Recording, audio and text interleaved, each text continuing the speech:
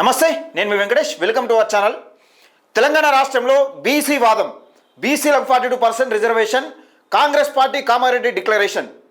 ఇది ఇచ్చే తీర్థం. నిజంగా ఎవడో ఆపినట్టుగా, తాళ్ళు బట్టి కట్టేసినట్టుగా, కాంగ్రెస్ నాయకులను ఎవడో తాళ్ళు బట్టి బీఆర్ఎస్ బీజేపీ కట్టేసినట్టుగా మేము ఇచ్చే తీర్థం ఇచ్చి చూపిస్తామని తొడలు కొట్టిన కాంగ్రెస్ పార్టీ బీసీలకు ఎగనామం పెట్టడానికి సిద్ధంగా ఉన్నది. ఇప్పుడు బీసీలకు 42% రిజర్వేషన్ లేదు.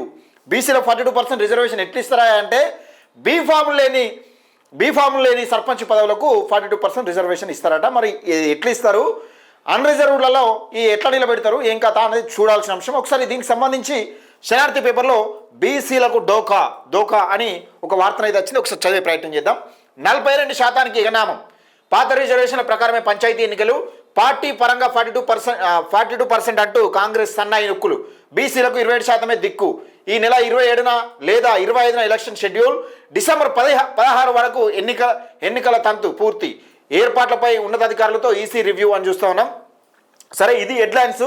మొత్తానికి ఇక్కడ ఏం జరుగుతూ ఉందంటే, తెలంగాణ రాష్ట్రంలో రేపో మాపో సర్పంచ్ ఎన్నికల షెడ్యూల్ రాబోతూ ఉన్నదని ఒక కీలకంగా వీళ్ళు బతుకమ్మ సారీలని, ఎన్నికల ముందుండగానే కేటీఆర్ అరెస్ట్ అని, ఈ కార్ రేస్ అని ఇవన్నీ తతంగాలు తీసుకొస్తూ ఉంటారు. అధికారం చేతిలో ఉన్నది కాబట్టి ఆ పార్టీని డామినేట్ చేయడం కోసం ఇతరులను డామినేట్ చేసే ప్రక్రియ భాగంగా ఈ సన్నాయి నొక్కులని నొక్కుతూ ఉంటారు. దమ్ముంటే, కాంగ్రెస్ పార్టీకి చిత్తశుద్ధి ఉంటే, కాంగ్రెస్ పార్టీకి సపోర్ట్ చేసిన వాళ్ళు ఎవరైతే ఉండరో, జాజుల శ్రీనివాస్ గౌడ్ కానీ, లేకపోతే ఈయన ఉన్నాడు కదా బీసీల పెద్దన్న అని చెప్ప తిరిగే ఆర్ కృష్ణన్న కానీ, ఆర్ కృష్ణయ్య గత కొన్ని రోజులుగా కనబడతలేడు. ఎక్కడున్నాడు, ఏం కథ అన్నది దానికి సంబంధించి ఒక వీడియో చేసే ప్రయత్నం చేద్దాం.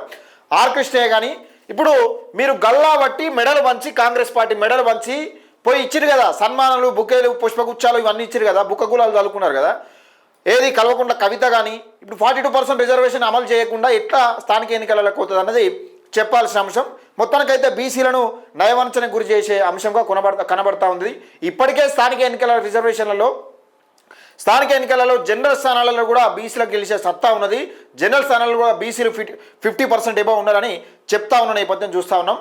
ఏదేమైనప్పటికీ బీసీలకు నిజంగా బీసీల ఆశలకు గన్ను కొట్టే ప్రయత్నమే కొనసాగుతున్నట్టుగా తెలుస్తూ ఉన్నది. మరి బీసీ నాయకులు, బీసీ సంఘ నాయకులు, ఈ కుల సంఘ నాయకులు వీళ్ళందరూ ఏం చేస్తారనేది చూడాల్సిన అంశం.